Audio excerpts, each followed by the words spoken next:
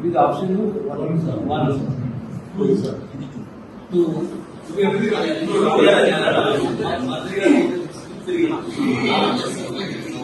అయితే ఇది బైపాస్ అయితే తప్ప ఇది రింగ్ రోడ్ కాదు. మరి మంత్రి గారు మొన్న నేను రింగ్ రోడ్ ని నిర్మిస్తున్నా అని చెప్పి మరి మంత్రి గారు ఇంత మంది చేసిన సమయంలో నాకు అర్థమైంది. మరి మందు దిగిన తర్వాత మంత్రి గారు చెప్పేది బైపాస్. మరి మంది వేసినప్పుడు అంటాడు అవుట్డోర్ రింగ్ రోడ్ అంటాడు.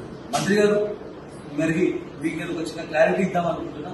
ఇది బైపాస్ అనిపిస్తున్నది మాకు. బైపాసే కదా, బైపాస్ కానీ ఇది రింగ్ రోడ్ కాదు. మీరు ఏదో రింగ్ రోడ్ నిర్మిస్తున్నారు, ఏదో మాయల పట్టి లేక ఏదో మాయాజాలం చేస్తున్నారు అని చెప్పి నల్గొండ ప్రజల్ని, ఈ తెలంగాణ రాష్ట్ర ప్రజల్ని మధ్యపెట్టుడు మీరు బంద్ చేశారు. అందుకే చెప్పిన మీరు కోడిగుడ్డు వెంకటరెడ్డి, మీకు కొత్త పేరు ఇప్పటి నుంచి ఇచ్చేది ఏంటంటే కోడిగుడ్డు వెంకటరెడ్డి. ఎందుకంటే మీరు నల్గొండకి మీరు గతంలో ఎన్నో సంవత్సరాలు ఎమ్మెల్యేగా ఉన్నప్పటికీ కూడా మీరు నల్గొండకి చేసిన అభివృద్ధి ఏం లేదు. నల్గొండకి మీరు తీసుకొచ్చిన నిధులే లేవు. మీరు కోడిగుడ్డును మాత్రమే తీసుకొచ్చు. మీరు ఒక కోడిగుడ్డు మంత్రి అయింది. ఈరోజు మీరు సిగ్గుపడాలి. నల్గొండ ప్రజల్ని ఈ రకంగా మీరు ఎన్నో గతంలో ఇల్లు లేదని చెప్పి నల్గొండ ప్రజల్ని దోసుకొని మరి బెంగళూరులో, హైదరాబాద్ లో మీ బంగ్లాలు, మీ విల్లాలు అన్ని కూడా తెలుసు.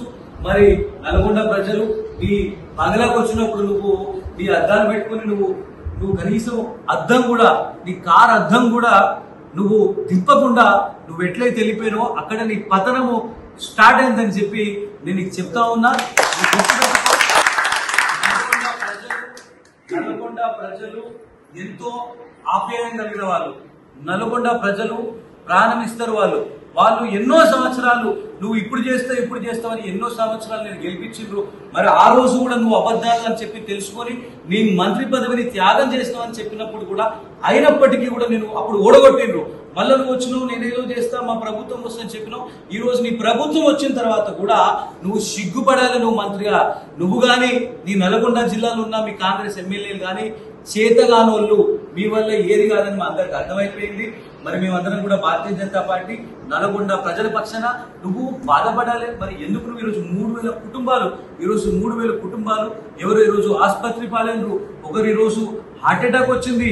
నీ వల్ల ఈరోజు చావు బతుకుల్లో కొట్లాడుతున్నారు. నువ్వు చేసిన ఈ సిగ్గులేని పని, నువ్వు చేసిన ఈ దుర్మార్గమైన పని, నువ్వు ఏ రకంగా దోసుకోవాలని చెప్పి నువ్వు ఈ బైపాస్ ఏ రకంగా నీకు సంబంధించిన నీ తొత్తులు, నీ యొక్క బినామీలు వాళ్ళని ఏ రకంగా నీకు ఎలక్షన్ లో ఫండ్ చేసిన నువ్వు బాకీ ఉన్నవాట వాళ్ళందరూ కూడా మాకు వార్తలు వస్తున్నాయి. నువ్వు ఎలక్షన్ లో వాళ్ళ దగ్గర దోసుకున్నవాట, నీకు నేను నీ పక్క నుంచి రోడ్డు తీస్తానికి ఇది తీస్తా అది తీస్తా, నువ్వు ఏ రకంగా వాళ్ళ దగ్గర నువ్వు పైసలు దోచుకున్నావో, ఫండ్ తీసుకున్నావో, వాళ్ళని ఈరోజు నువ్వు వాళ్ళని సంతోషపరచడానికి నీ కమిషన్ల కోసం, ఎందుకంటే నీ బుద్ధి ఒక కాంట్రాక్టర్ బ్రోకర్ బుద్ధి కాబట్టి వాళ్ళందరికీ ఏ రకంగా ఈరోజు ఆ నలుగురు ఎవరైతే ఉన్నారో నీ చుట్టుపక్కల వాళ్ళందరినీ కూడా నువ్వు ముందు పెట్టి నువ్వేం తెలియనట్టు వెనక నువ్వు చేసే ఈ మాయల్ పకీర్, ఈ దుర్మార్గ పనిని ఇమ్మీడియట్ గా నువ్వు విరమించుకోవాలి. ఏ రకంగా నల్గొండ ప్రజలు ఎక్కడ కూడా నష్టపోకుండా నువ్వు ఒక మంచి ఒక ప్రణాళికతోని నువ్వు ఇంటర్ఫేర్ లేదా నువ్వు బీటెక్ డిస్కంటిన్యూడ్, నువ్వు బీటెక్ ఫెయిల్ కాబట్టి నీకు తెలియదు, చదువు రాలే. అందుకే చెప్పిన వస్తున్నా నలుగురు చదువు వచ్చిన వాళ్ళని ఇంజనీర్లు పక్కన పెట్టుకో. ఏ రకంగా ఎవరికి కూడా డిస్టర్బెన్స్ కాకుండా, అంటే ఎవరు నష్టపోకుండా ఇక్కడ ఆప్షన్ మనం చూపిస్తున్నారు. వాళ్ళందరూ నీకు నష్టపరిహారం కూడా నువ్వు ఇచ్చేది చాలా తక్కువైతున్నది. మరి నువ్వు అట్లాంటిది వదిలేసి నువ్వు ఈడ నడి రోడ్లకి నడి టౌన్ ని ముక్కలు చేస్తున్నావు, నువ్వు నల్గొండని ముక్కలు చేస్తున్నావు. ఇది మంచిగా లేదు. నేను మీ అందరికీ కూడా నల్గొండ ప్రజలందరికీ కూడా నేను ఈ సందర్భంగా తెలియజేస్తా ఉన్నా, భారతీయ జనతా పార్టీ మీతోని ఉంటది.